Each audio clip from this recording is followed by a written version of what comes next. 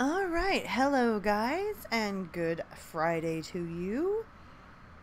I think we're starting pretty much right on time, which is amazing and an art in itself. If you hear any sound in the background, I have a fan going because, sad to say, I get hot very easily. And so to be cool, we have a fan, we have a bottle of water, we have a bottle of body armor, and not just any body armor, but fruit punch because this girl likes fruit punch. So, I'm going to go ahead and start off this live stream with the normal. Down below in the description, you will find a list of links. These links will take you to amazing places. On the top list is PayPal. I do not have a Patreon account, I have a PayPal account, which means if you decide to donate, you are now a PayPal Patreon from mine. And you will get recognized, unless you don't want to be. So, if you're feeling wonderful and you love me so very much, I would love for you to be a PayPal Patreon of mine. And then after that, my favorite link of after YouTube is TikTok. That is where I release a lot of creativity, whether it's sad, happy, scary, or just plain mean. And then after that is just a list of links that you can chat, talk to me. And of course, my email address is lilycnation@gmail.com. So feel free to send me any stories or ideas that you would like for me to do. Let's see. After that, I will get into the disclaimer.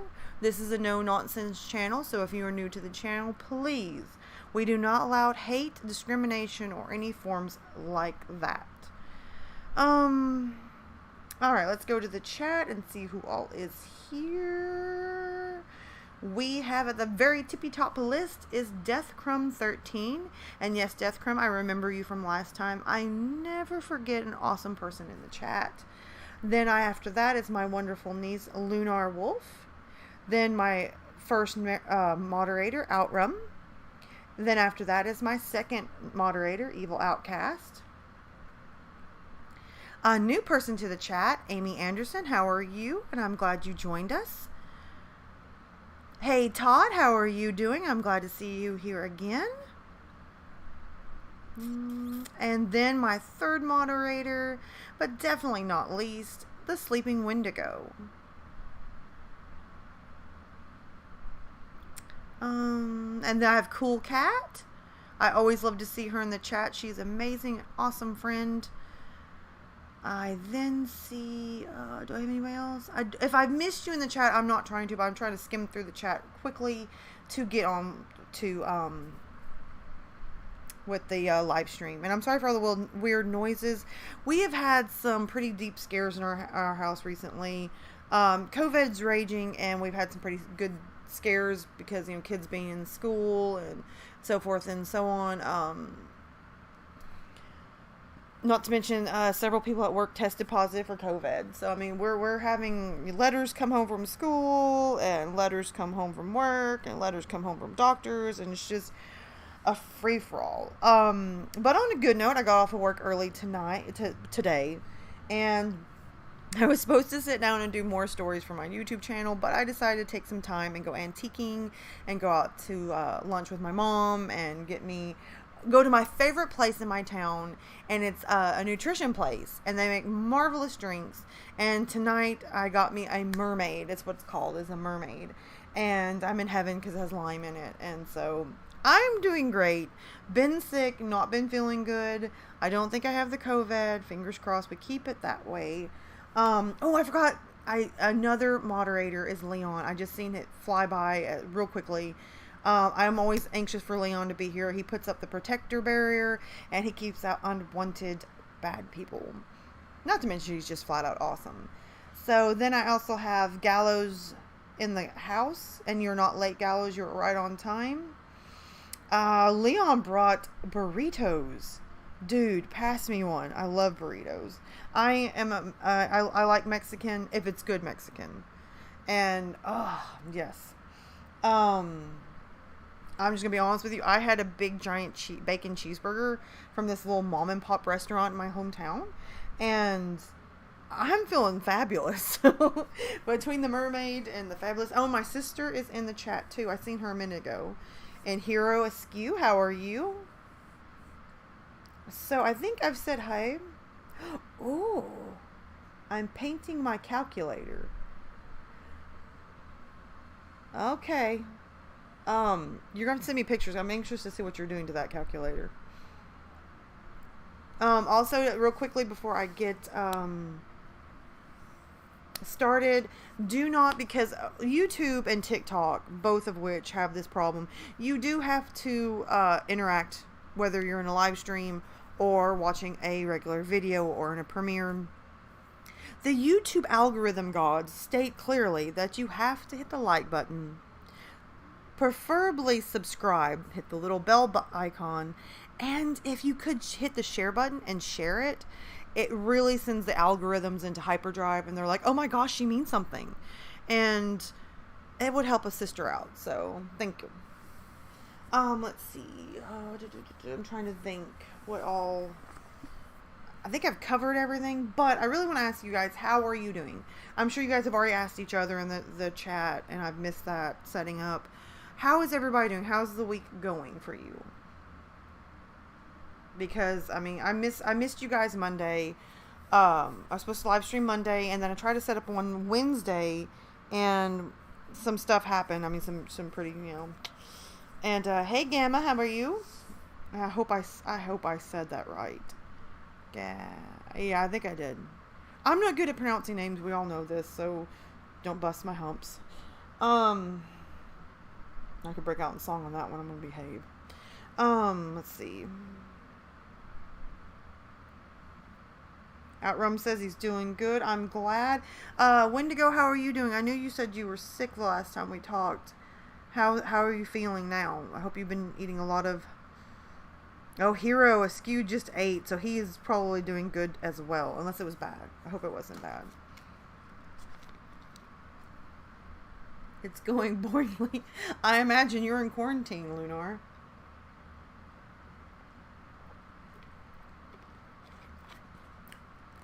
Todd, I'm glad to hear you're doing good. Gamma, I'm glad to hear you are doing... And I did say it right. Yay, me. It's nothing worse than being on a live stream and say somebody's name and you just sadly butcher it. That, and apparently I need glasses. I'm not sure which. Oh, and I also it's confirmed that apparently I'm an a-hole. Didn't know you know that about me. Hi, my name's Lily. Apparently I'm an a-hole. So we're going to go from there. Thought that might make you guys laugh. Todd, you said everything's doing good. Wendigo, I'm good. I'm glad to hear that, Wendigo. I was worried about you being sick. Homemade. Ooh, noodles.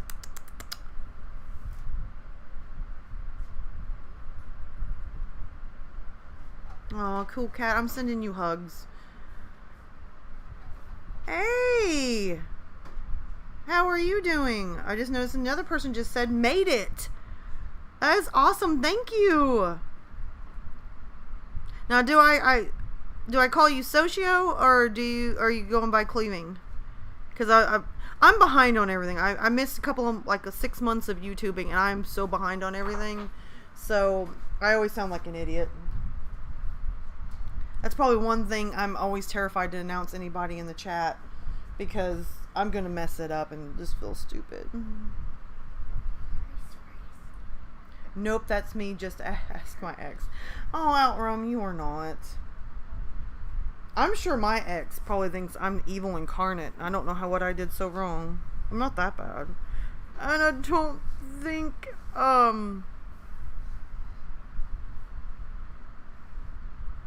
Oh, thank you, a hero. I don't think I am, but I've been told I am, so we're just going to go with it. I'm just going to smile, because I'm not sure it's supposed to be a compliment or an insult. But we're going to take it as a compliment. Go on from there. They all work. Okay, good. Because I'm terrified of calling somebody by the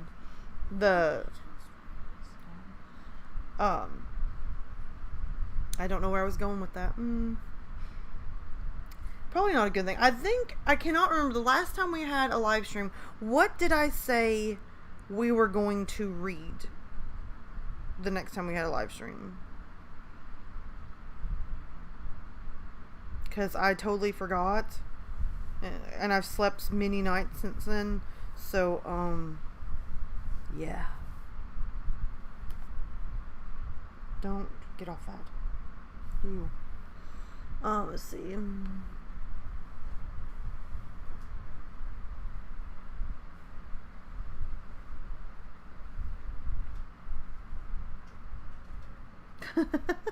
You guys are awesome. I like reading the chat. Right now I'm trying to like scroll through and we're trying to remember what I said. You turned my fan off. Turn it on low.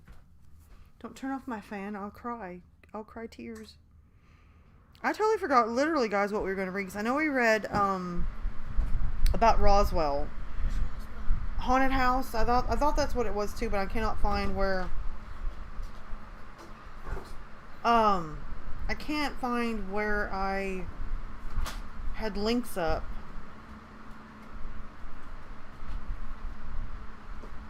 Guys, give me a second. Ah, there we go. I think that's what it is. We did say haunted house. I got it queued up. Was I carrying off where we let, like... Oh, man. I'm having problems. My phone's glitching. I can't remember if it was a two-parter where we were reading last time the haunted house story, and we stopped for the night and we said we were going to pick it back up. I don't remember.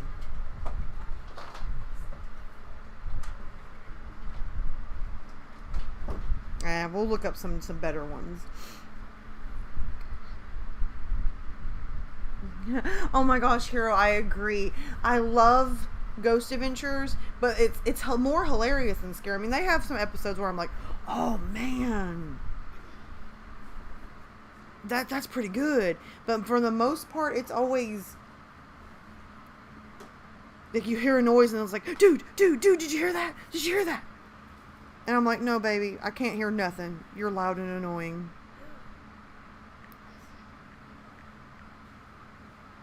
Let's see, what is it? Didn't you say something about zombie stories? Y'all are confusing me. Well, let's do a vote, because I'm looking up stories right now. Do you guys want... Because, I mean, zombies may be hard for me to find. So, I'm going to look up real quickly haunted house stories.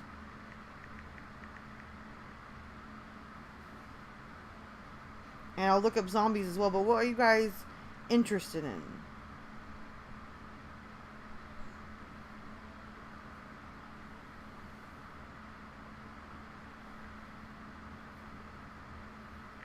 I don't mean to get quiet, but I'm trying to wait for the chat to catch up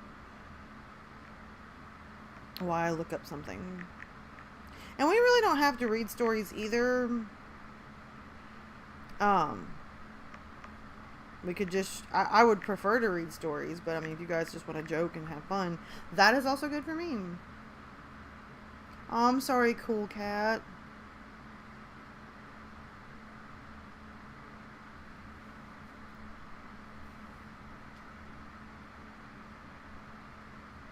I don't think you're mistaken, Wendigo. I just honestly can't remember. Because it's been like a full week since I live streamed last.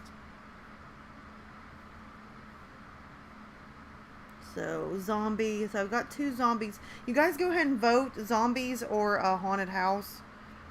I can't guarantee you that I'm going to find any zombie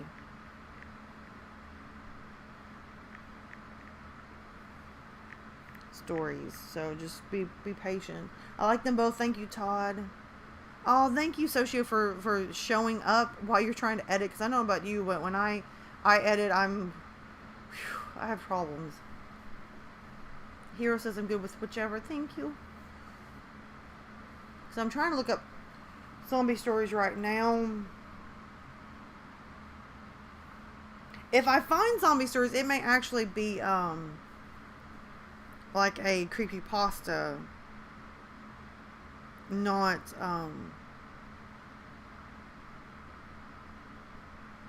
like real life stories, because I don't know if I'm gonna have time right real quick to find that. So you guys are gonna bear with me. What if we did both? If I'm between those two, I'm going zombie.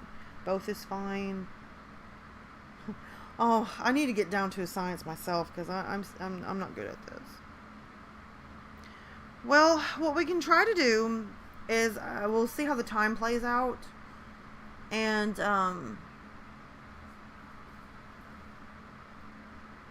but if I could pick anything, slasher pasta.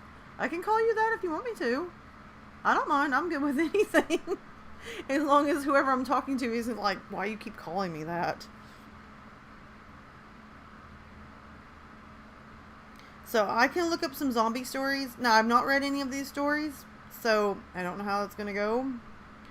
So you guys are going to be, we're all going to be shocked. So, I'm going to try to do the zombie stories. See how the time plays out. If we have enough time, we'll go into haunted house stories. If not, we can pick up with haunted house on Monday. So, and I'm glad that I have my moderators in the audience. Evil's busy tonight, so he's not really going to be here, really. So I'm glad I've got Leon and Outrun and Wendigo. You guys are awesome. You guys are always here, and I'm thankful for that. Wendigo poses a great question before we start with the stories. Question for the chat. What is your favorite zombie group in fiction?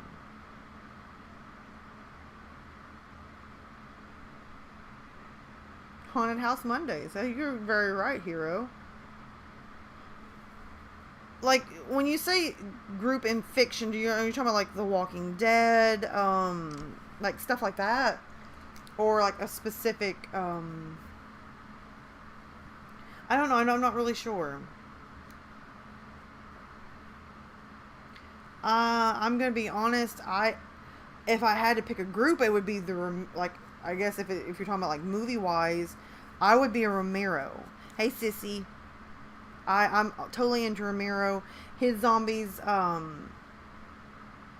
I mean, different kind of zombies like Resident Evil zombies or zombies like Left 4 Dead. Ooh, that is a hard one because I'm gonna be honest with you, I really love Left 4 Dead, but I really love Resident Evil.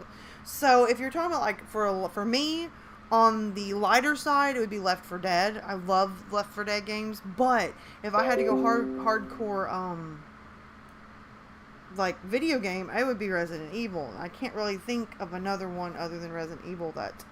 But if you're talking about movies, straight up Romero. I love Romero. I love the ones he's done of like Night, Day, Dawn, all of them. Now later ones I'm not too fond of them. Native American stories. I'll tell you what, Todd, I'll make a note and you guys help me with this. Tonight we'll do zombies. Monday we'll do haunted house. Well, this is how we'll do it. And you guys tell me if I'm correct, wrong, or new. Tonight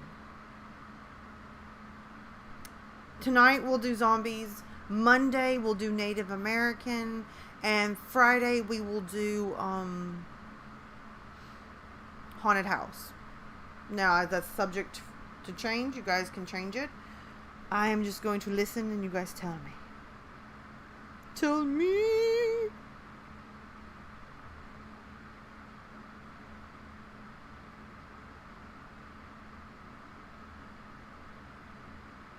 Let's see what's everybody saying.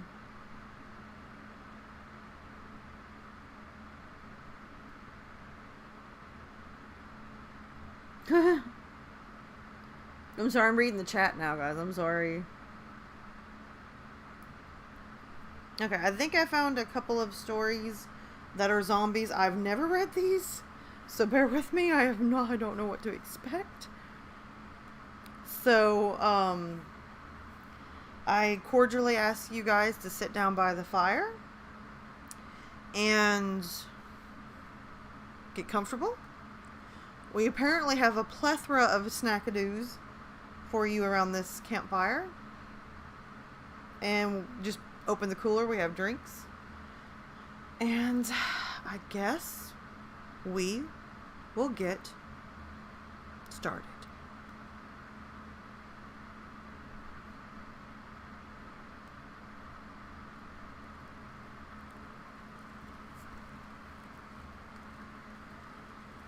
Alright, the first story on the top of the list is entitled Hunger. They've killed you 3 times now, but you're still standing. The first one was an annoying butcher who planted his cleaver in your skull. He came creeping up from behind, and before you knew it, a blade was deeply embedded into your brain. Within the hour, you were stumbling around the city again, searching for flesh. The second one was a gorgeous blonde who bashed your head in with a baseball bat. The third one, a sniper, hiding on a supermarket rooftop. He put you down with a dry crack from his rifle. A lot has changed since the virus broke out. The city is dead and deserted. Cars have been abandoned and left right and behind. The front doors of people's homes are hanging wide open.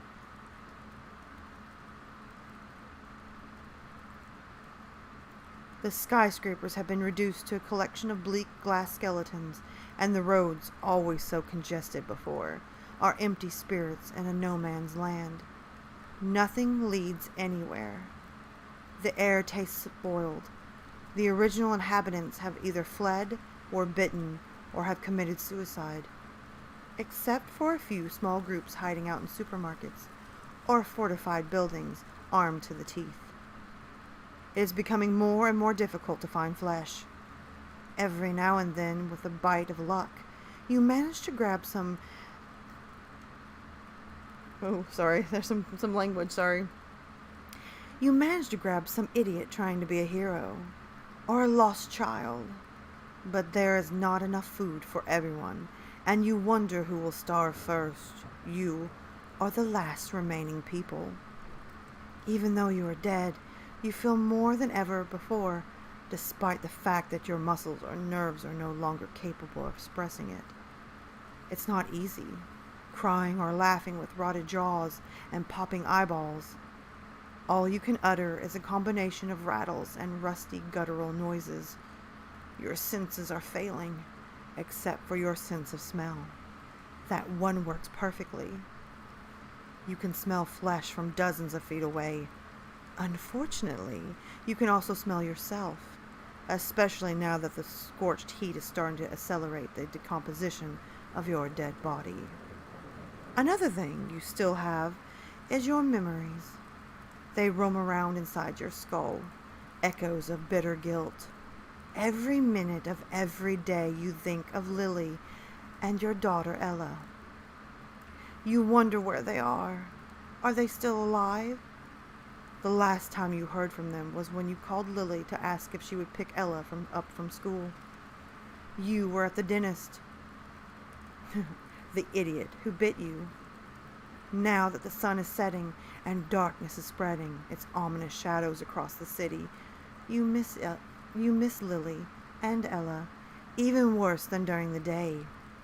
It is almost as if the night wants to remind you how lonely a bitten one's existence is. The sun has set completely now, and the pale crescent of the moon floats in the black light of the night sky like a threatening scythe. It is time to go out hunting.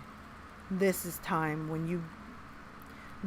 time when groans in the distance swell and the eerie shadows of stumbling corpses populate the streets. Sometimes you hear a brief yell, or long, drawn-out screams from a human, male or female. The distinction is often unclear. You hate it, but you have to eat. Your insides are tearing with hunger. You spot a man around the crossroads. Food is your first thought. He is all alone. Guarded, the man glances over his shoulder and then enters a corner gun store. If you handle this right, he's yours. You try to move toward the store as quickly as possible, though you're partly Sorry, I got a little tongue-tied right there. Hold on, guys. You try to move forward toward the store as quickly as possible, though your partly decomposed leg muscles are a hindrance. Your left leg drags across the asphalt. 10 yards are all that separate you from you and your prey. Your reflexes suck, So you will have to surprise him. Too late. A horde of a dozen or so of the dead come lurching around the corner. One by one, they squeeze themselves inside the store. It isn't long before you hear piercing screams followed by 2 gunshots, glass breaking, and then groaning noises from the eaters.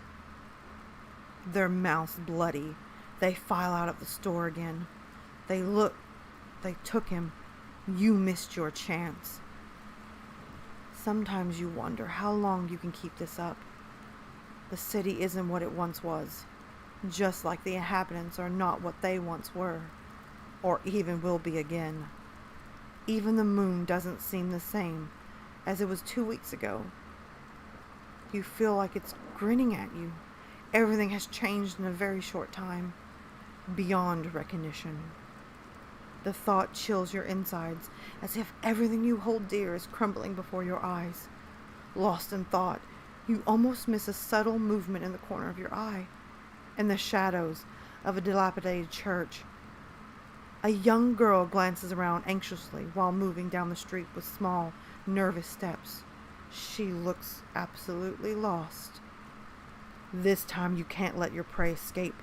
You stumble toward her, skirting the moonlight sidewalk. It is dead silent. You can even hear the wind whispering, cold and ominous, and for the first time in days, there are no screams or groans anywhere in the background. You are all alone with her. She moves so hesitantly. You manage to approach her without being seen. The girl glances around occasionally, but she's probably so terrified the truth does not register with her. When she stops in an alley to tie her shoelaces, you quickly move 10 yards closer. The distance between you shrinks, and every step you take is so much closer. You hope she can't hear your foot dragging. Fortunately, you are winded from her, so maybe she won't smell you. Judging by her soiled and torn clothes, she has been living on the streets for a while. She is wearing a short skirt with holes in it, and there are smudges on her bare, pale legs. One of her knees is scabbed over. The smell of the gash drives you crazy. Her hair is tousled, so you can't see her face properly, but you are dying to sink your teeth into her young flesh. Just 5 yards now. When your foot occasionally hits an empty beer can, the girl looks up, startled. For a second she freezes, terrified, but then she bolts. Even before you have a chance to curse yourself for blowing another opportunity, she trips on the curb and falls. She stays down, crying. It looks as if she twisted an ankle. She tries to get up, but her bare, heavy legs give way, and she starts to crawl away from you.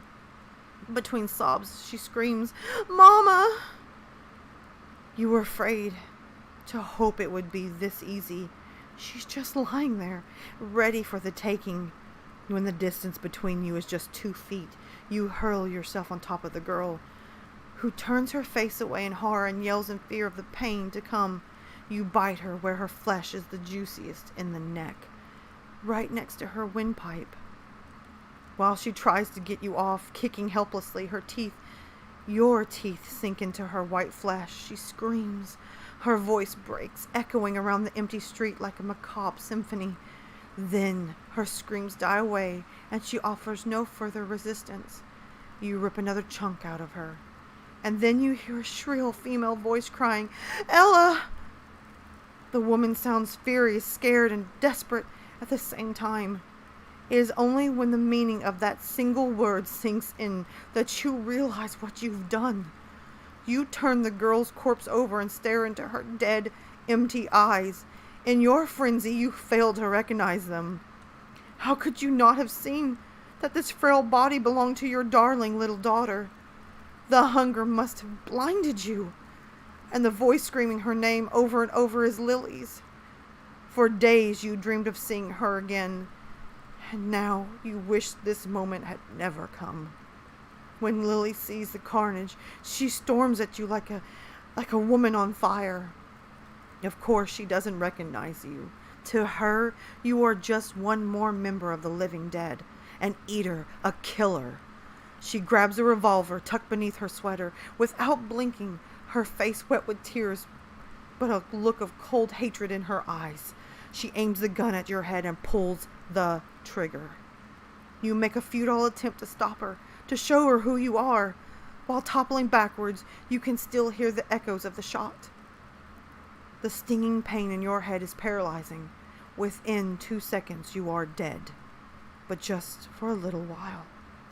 Before long, you will probably be stumbling around this cursed city again. All you can hope for is that this time you won't wake up. Wow, that is the end of the story, guys. What do you guys think? I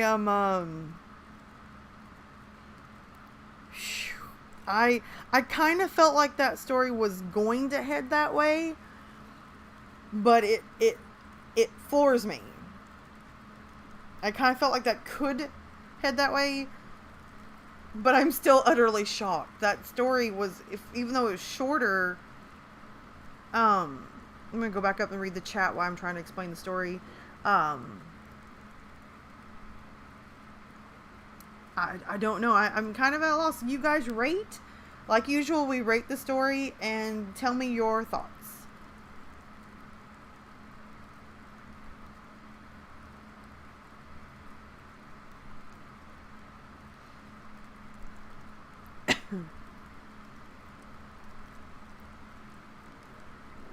Okay, Evil Outcast wrote, to quote a friend, let's begin. And Soshio says tequila?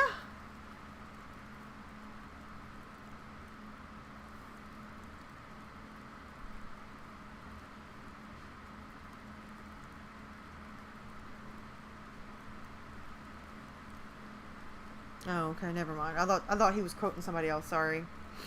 Alright, let me scroll down. Oh, I think Furberries is in the audience. Thank you for stopping by and staying here. You're not late. You are here right when you are supposed to be.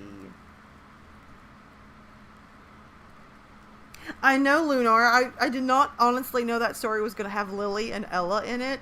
And it's stinking hilarious. Because I think that's why I started to stumble on the names. When it said Lily and Ella, I went, oh, wait.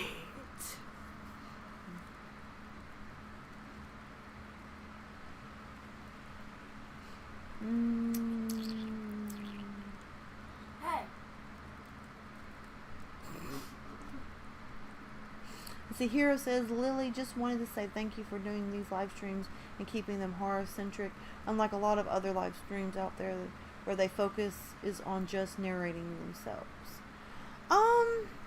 Thank you.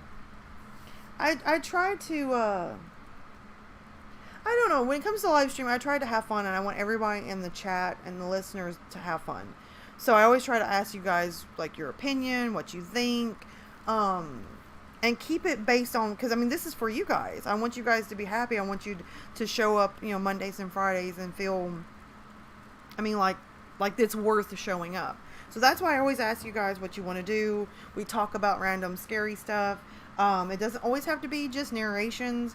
I think that's why I spend, like, the first, like, 20 minutes talking about just random stuff.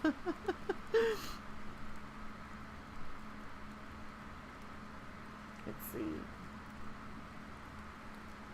Yes, Socio, a lot of times most live streams are more like discussion live streams, and I try to add a little bit of both. I try to add, like, where we talk about stuff, but in between the stories. Like, before, we'll talk a little bit before, you know, when we open up, and then we'll read stories, talk about the story, and then go on to the next one. So I'm trying to leave this to where it's discussion, it's narration, and it's just fun. I want everybody to feel like they're getting, you know, fun, you know, entertainment. And I try not to be boring. I'm trying, guys. Okay, I'm reading the chat too much, and I need to scroll down.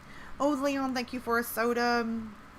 I called it. I know when to go. I called it too. I was in the middle of reading this. I was like, I know what's coming.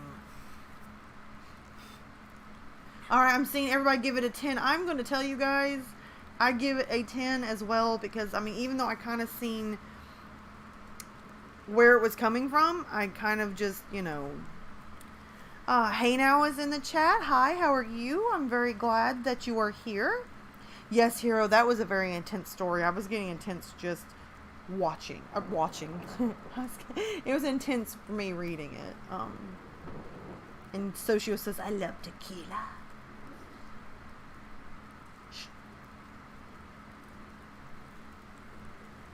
My phone has went off a couple times. Like I told you guys, my phone never goes off unless I'm live streaming or trying to record.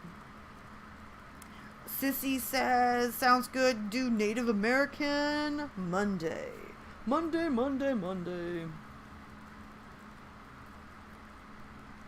I hope it didn't buffer, because I got about 500 people on the internet tonight. So, it's not funny. Here, let me turn off this one device, because I have 2 phones going off right now. Okay, so I think I caught up the chat. Everybody has given it a 10. I'm really glad I read that one. I almost skipped over it. So let me real quickly see if I can find another one. Alright, what we got here? Alright, I think I found another one. You guys ready? Okay. Alright, here we go with the next one. This one is entitled Decay. Am I going to die? The kid asked me as he was being rolled into the operating theater. It was a question I heard 1,000 times before, but answering it truthfully hadn't become any easier, even after years at the hospital. Of course not. I'm going to fix you right up. I lied. He'd been crushed in a horrific car accident, and though we'd put all our effort into saving his life, hope was a limited resource. The fact that he even remained conscious despite losing most of his blood was bizarre enough, but after 10 years on this job, nothing surprised me anymore. The anesthesiologist quickly put him under while we scrubbed for his surgery. Damien would be the surgeon, a specialist in polytrauma cases, and I assist. No sooner had we opened him up before he shared a look of disappointment. There was no chance in hell he'd survive through the surgery. Despite our lack of faith, we tried our best, but after only half an hour on the table, his heart gave out. How was he still alive when he arrived? Damien asked. He pronounced the time of death and left us to clean up the mess. I took the responsibility of cleaning up the kid for the morgue, a task I committed to countlessly times before. It wasn't something I personally enjoyed, but to me, it was my final chance to pay respect to the dead. The kid couldn't have been more than just 15, and as I'd hear, he had just was learning to drive. Unexperienced and attempting his first drive on a slippery road, he managed to steer off and into a ditch. His father died on impact, but he himself lived long enough to face surgery. As I put the needle into his open abdomen, his body twitched for a moment. I retracted the needle in surprise, wondering what had caused the post-mortem spasm. Then the boy suddenly gasped for air as his eyes shut open. He let out the most violent scream imaginable as he suddenly returned to life. "Help me," he begged with a guttural voice as I stumbled back in panic and slipped onto the floor. I called for help and had the rest of the team come running into the operating theater, each panicking as they witnessed the dead boy scream on the operating table. His spine was fractured, so though he yelled in agony, he could do nothing to move. The anesthesiologist quickly attempted to sedate him while we checked his vitals. Despite all evidence pointing to the contrary, his heart had not stopped beating again. His heart had not started beating again. He was supposed to be dead. I started chest compressions, desperately trying to get his heart going. I cringed to the sound of his ribs cracking beneath my hands, and the boy's screams turned into gargles as he was unable to gasp for another breath. "He's not going under," the anesthesiologist yelled as he gave the kid a second dose of medicine.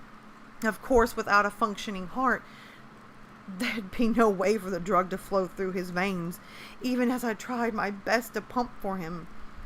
After an hour of compressions, the chief of surgery had intervened and ordered us to stop. At that point, we caused more damage than we were helping him. "What's happening to me?" the kid stuttered, still conscious. None of us responded. We couldn't find any words to describe the horrific sight before us. Most of the staff had left due to this sight. We faced many challenges in our career, but nothing quite like this. "What's your name?" I asked, despite already having seen it in his file. I just wanted him to focus. Brian Dawson," he responded. I took a deep breath, doing my best to keep my composure. "You were in an accident, Brian," I told him. His eyes darted frantically around the room as he started to realize where he was. He tried to lift his neck, but due to the spinal fracture, he was completely paralyzed. I can't move. I can't move," he cried. I walked closer, standing directly above him. "Brian, your heart isn't beating," I said. The chief of surgery, George, grabbed me by my shoulder and whispered into my ear, We need to isolate the OR. Whatever is happening here is beyond us, and it could be contagious," George said. He rushed into the preparation room and picked up the phone. Through the glass door I couldn't hear what he was saying, but I assumed he was calling security to shut down the ward.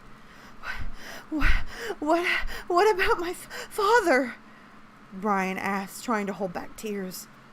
I was taken aback by his question.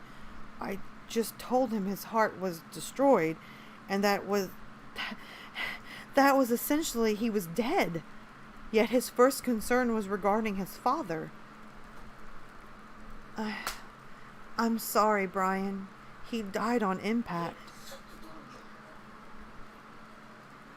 He sobbed quietly. "So what's going to happen to me? Am I going to die? Am I going to die? Am I?" he asked. I didn't know what to say.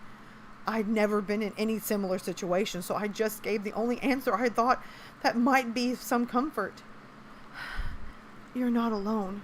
I'm staying here until the end."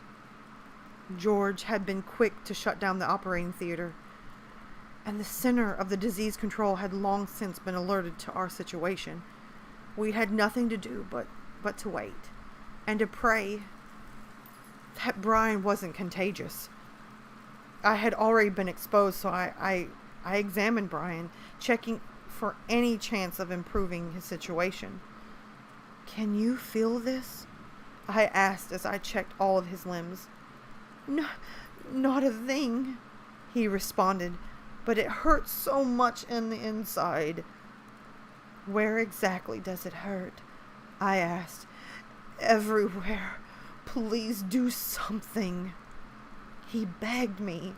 He begged. I don't know what to say to him. I gave Brian a dose of fentanyl, but without a heartbeat to move the drug around, I had little hope it would take any effect at all. To keep him distracted from the pain, I asked mundane things about life, what his hobbies were, family stuff, just the normal, I guess. He was smart enough to realize my intentions, but went along with it, either out of fear or because he actually hoped someone could save him. Hours passed while we waited for someone to tell us what to do. Half the surgical staff had been put into quarantine, terrified that they might be infected. Finally, the CDC arrived on the scene. Fully geared in hazmat suits, they allowed us to roll Brian into his own space. A pre-operation room had been evacuated, so he could stay somewhat comfortable. The rest of us would be put into surgical offices while the situation was being assessed. I decided to stay with Brian. No one should have to suffer alone, especially with the CDC agents probing him with all sorts of needles, enthusiastically taking samples and hurting him even more. The only reason they allowed me to stay was because I kept him relatively calm. We talked through the night. After procedures were finished, I couldn't sleep, and I doubt Brian was physically capable of it. My eyes feel a bit weird, he said. Do they hurt? No. The edges are just kind of blurry. It's weird. I left to talk to George, who was still working around the clock, calling around, making sure the other patients were redirected elsewhere. What if we put the kid on a heart-lung machine? I asked. George put the phone down for a moment and sighed. Then what? He has no functioning liver. His aorta is cut into pieces and his intestines shredded. Even if we got him a new heart, he'd never survive. George responded, just keep him company while you can. I knew he was right, but some of my professional knowledge was put aside due to the insane nature of the situation. Doctor! Brian shouted. I rushed to his side. I can't see, he stuttered. I pulled out a flashlight and examined his eyes. Both pupils were unresponsive, and his eyes had started to almost dilate,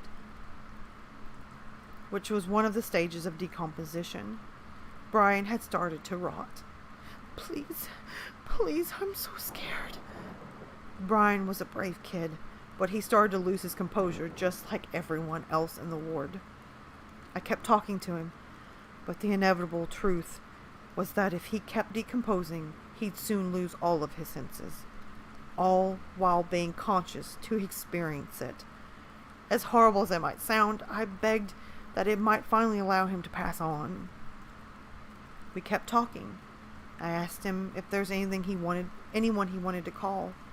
But as I already knew from the others, Brian's mother had died during childbirth, and his father had been the same accident as himself. As we talked, Brian's voice kept getting louder, as if he was struggling to hear. Are you hearing me all right? I asked.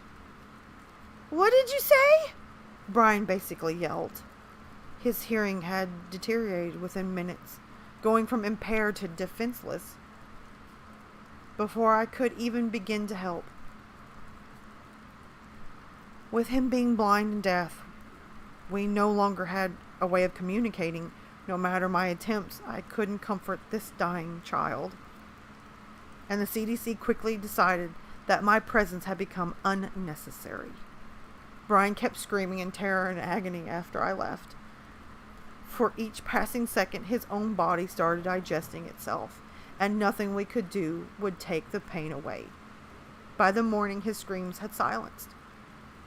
I barged into the room, much to my dismay of the agents. Brian was hooked up to hundreds of cables, monitoring his heart, brain, muscles, and vital values. Of course, his heart showed no activity, and the decay and progress to shut down all of his muscles. He had quietened down, not because the pain was gone, but because he wasn't able to scream anymore. The only part of his body still working was his brain. What happened? I asked. Get him out of here, one of the men demanded. The other man complied, but went outside with me to explain the situation. You don't have to worry about being contagious. We'll lift the quarantine in a moment, he said. He looked worldly somber as he spoke these words to me. What about Brian? What will happen to him? He's still conscious, but he has no respiratory function anymore, so we have no means of communicating. Brian was still alive, blind, deaf, and dumb. He had to suffer in loneliness, unable to die. How long does he have to suffer? I asked. We'll know more when we move him to a specialized facility, the senior CDC agent demanded that his colleagues keep quiet before they could tell me anything else. They left with Brian, covered him up in an airtight capsule so no one could see the horrors that had just occurred within our surgical ward. As soon as the quarantine was lifted, I headed home to write up my letter of resignation. I had a well-connected contact with the CDC, but upon trying to get more information, he claimed no such case had ever been presented to him, that no one had ever been admitted to their facility under the name of Brian Dawson.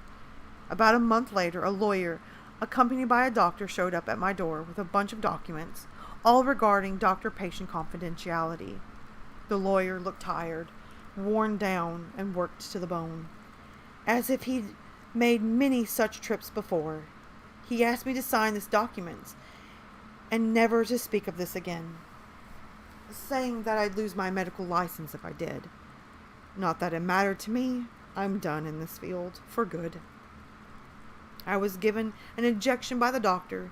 He told me that Brian's disease was not unfamiliar to them, and that it was extremely contagious, but only upon death.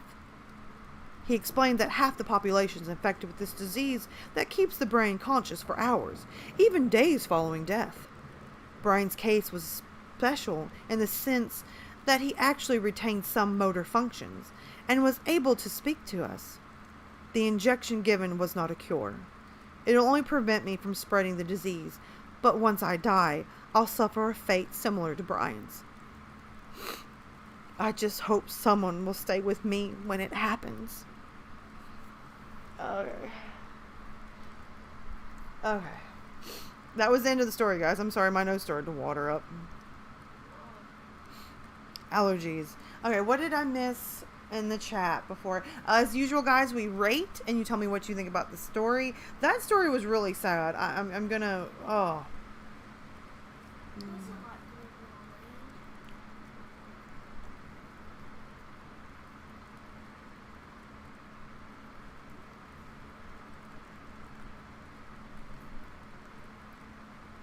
Okay, good. I've seen you guys say some of you was buffering free. I'm glad most of you are saying it's not, because that worries me that maybe my internet's not. Let's see. Leon's hugging people for no reason. I can't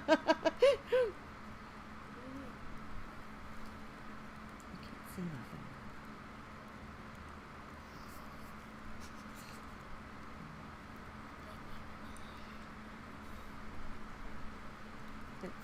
So, okay, guys, I'm seeing 9s. Leon gave it a 12. He really liked it. Sleeping Wendigo, 20. That was some scary crap right there. It really is. It makes me horrified, because I remember when I worked at the hospital. I mean, I couldn't imagine being at the hospital being like, what is that?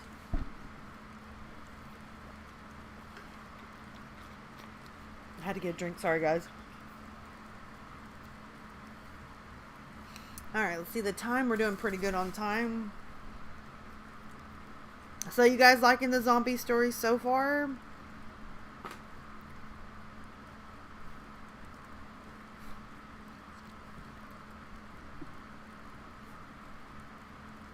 Let's see, I'm going to save that one for later.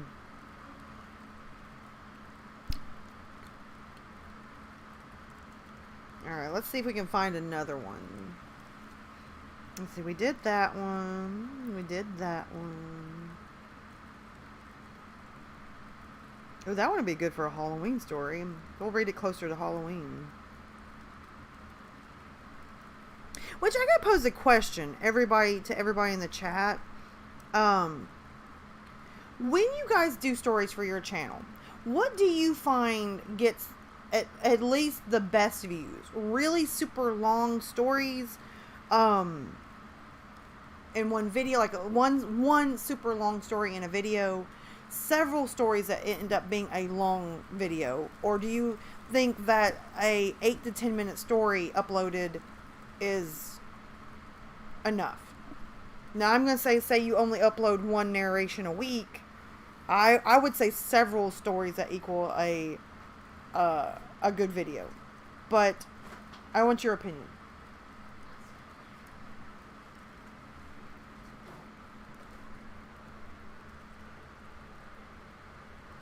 What was the name of the story? The name of the story I just read was Decay. The story that I'm going to try to read for Halloween, it looks like it's entitled "My Son Did Something Terrible on Halloween." So I'm gonna look that one up.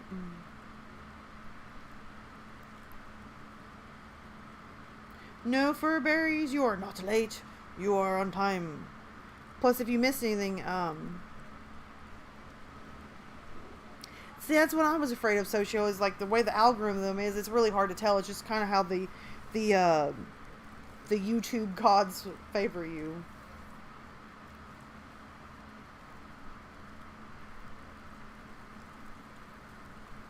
Let's see. Trying to find another good one.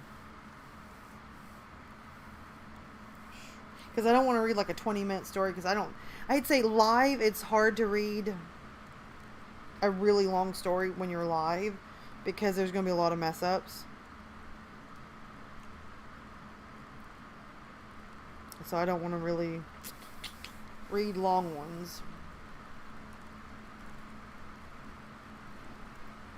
There's one that takes 63 minutes to read.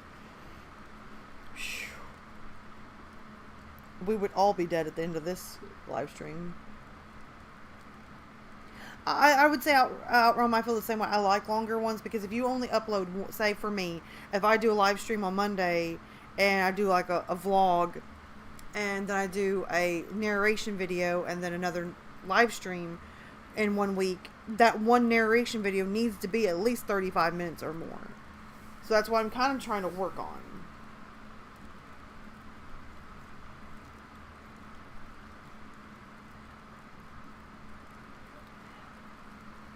Let's see. This one looks pretty good, but I'm not sure.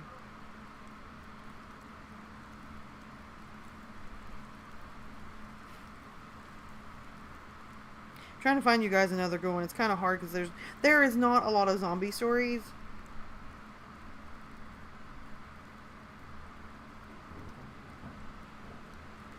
Yeah, it's true, Wendigo. I'm still trying to find my foothold on what people are looking for when they're on my channel. I know the live streams do very well. And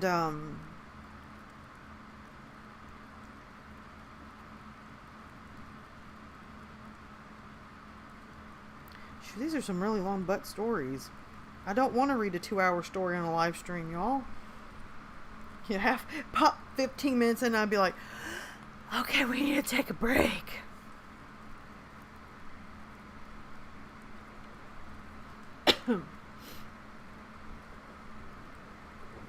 That's true. Shoo. Sorry for the coughing. My asthma has not been good this week.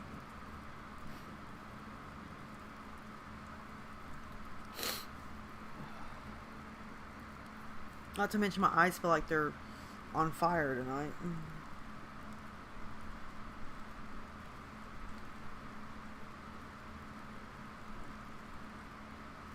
Alright, we'll try this one. This one looks good. And it's a relatively long story, but it's not long enough to make me, like, die 12 times. Alright, guys.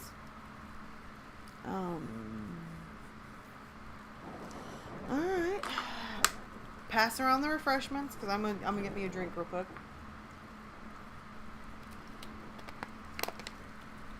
It's sad when you have to have 20 drinks just to make it through. Alright, sit back and let's start the next one.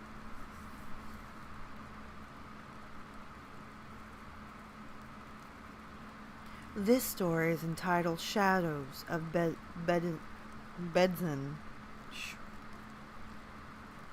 When I was young, my grandmother used to tell me stories of her youth. When I was about the age of 14, she told me about her and my grandfather's time in a Polish city by the name of Bedzin. She described Bedzin as a quaint city.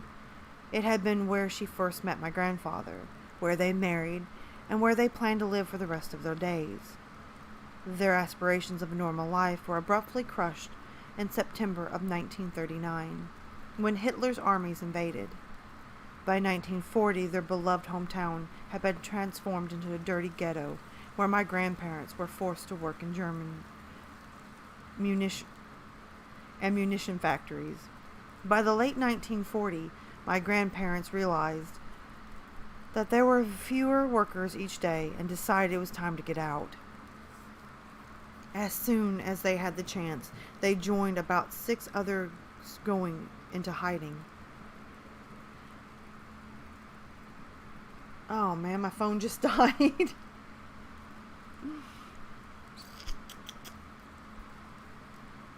Well, that was just not good at all. Hold on a second, guys.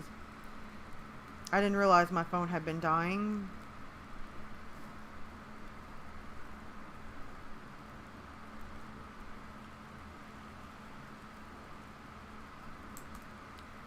Alright, just give me a second.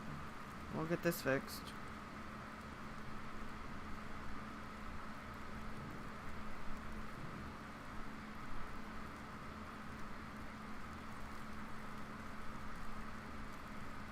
I should have plugged my phone up,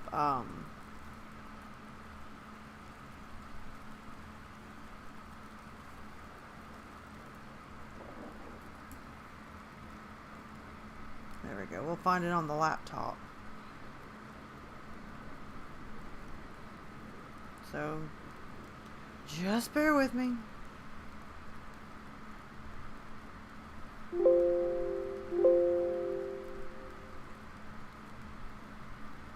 We'll read one more story because it seems like everything's dying tonight.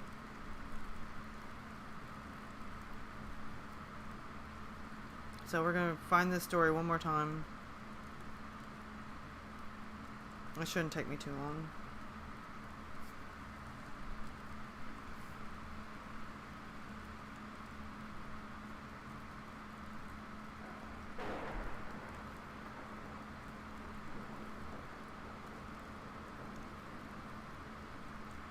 There we go. Found the story. See, I told you it wouldn't take me that long. Just bear with me.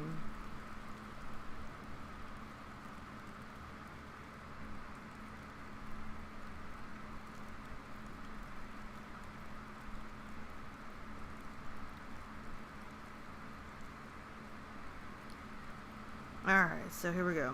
We're going to read this. I'm going to start the story over because I messed up. And we're going to read this story. Alright. When I was young, my grandmother used to tell me stories of her youth. When I was about the age of 14, she told me about her and my grandfather's time in a Polish city by the name of Bedzin. She described Bedzin as a quaint city. It had been where she first met my grandfather, where they married, and where they planned to live the rest of their days. Their aspirations of a normal life were abruptly crushed in September of 1939. When Hitler's armies invaded. By 1940, their beloved hometown had been transformed into a dirty ghetto, where my grandparents were forced to work in German ammunition factories. By the late 1940s, my grandparents realized that there were fewer workers each day and decided it was time to get out. As soon as they had the chance, they joined about 6 others going into hiding. They were welcomed into a local library where many others were supposedly hiding. The library had an attic where my grandparents believed some were hiding, but they were told that they would be staying in the basement with the other 6. The basement was behind an old bookcase that covered a small door that was just large enough for an adult to crawl through. The space was made up of 2 rooms, one with a few cots and the other filled with stacks of books. They stayed in those 2 rooms for years, living in secrecy, never venturing out of the trapdoor. The librarian delivered food and water every night along with new books. They lived in relative peace for those few years, save for the occasional clamor of the war above seeping through the thin wood over their heads. Eventually the war caught up with them. The librarian had stopped bringing them food, fuel for their lanterns, and new reading material. There was no warning, only a loud blast, an earthquake-like shaking, and the sound of shattering glass and falling rubble. They had begun to ration what little food they had left, though the librarian had always brought them enough provisions to last him until the next night, when he would return.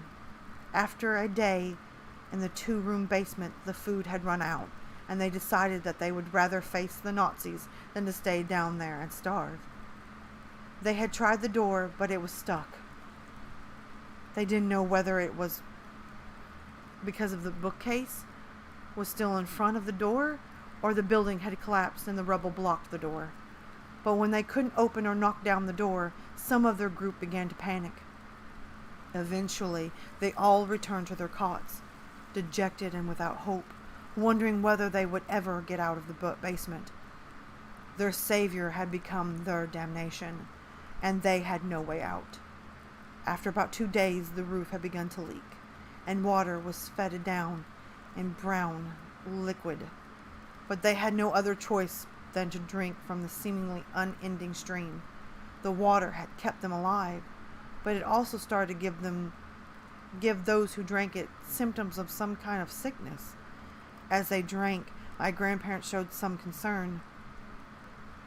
They had tried to convince the others to wait until they had filtered it and boiled it from the heat of the lantern, but they had been so thirsty, they just couldn't wait. As my grandparents cleansed their water, the others had become anxious, confused, and agitated, constantly scratching at an itch that seemed to not cease and enveloped their entire body. They had drunk the water for 2 days, and the other symptoms had grown worse and worse over that short time. It was on the 3rd day that the others had grown too hungry. One of the others, a young woman of about 20, by the name of Cecilia, had pounced on an old woman named Agatha. The others had joined in and pounced on the poor old woman. They tore into her with their teeth and nails, biting into her jugular and spraying blood onto the floor around them. My grandfather had grabbed my grandmother and pulled her into the next room, and had been filled with books. And a single cot that had moved shortly after they had first arrived. Knowing that they would eventually lose interest in the old woman, my grandmother began stacking old books against the door. Within 10 minutes, hundreds of books that had been accumulated over the years were stacked against the door, and what had happened had finally sunk in. My grandfather held my grandmother as she wept and tried to console her, though he had no idea how. He had been just as frightened as she was, and had no idea how he would get them out of this. The sickening slurping and crunching of bone had ceased, and suddenly as it had begun, leaving only the sound of my grandmother's weeping and the sound of aimless footsteps from the other room. All of a sudden, the footsteps stopped. My grandmother's sobbing stopped as she pulled her head away from my grandfather's chest. As they listened anxiously for the footsteps to continue, they sat in absolute silence for minutes. Only the faint glow of the lantern was providing them any solace. My grandmother sighed as she wept tears from her eyes, and as soon as she had heard rapid footsteps, they both jumped as something from the other side slammed into the door. They heard another crash and then another, until the sound of the splintering wood had begun to accompany it. With another loud crash and a piece of wood that flew from the wall, and a large crack had run through the door to the floor. The dim glow of the lantern on the other side of the wall shined through the hole. And though they waited for another loud crash, it never came. After what felt like hours of sitting and waiting for another crash, my grandmother decided to stand and approach the hole in the wall. It was only big enough to fit a finger through, and gave a partial view of the next room. As she peered through the hole, she saw a mass of bodies lying near each other, their chests raising and falling. She looked down and saw another body lying on the ground with an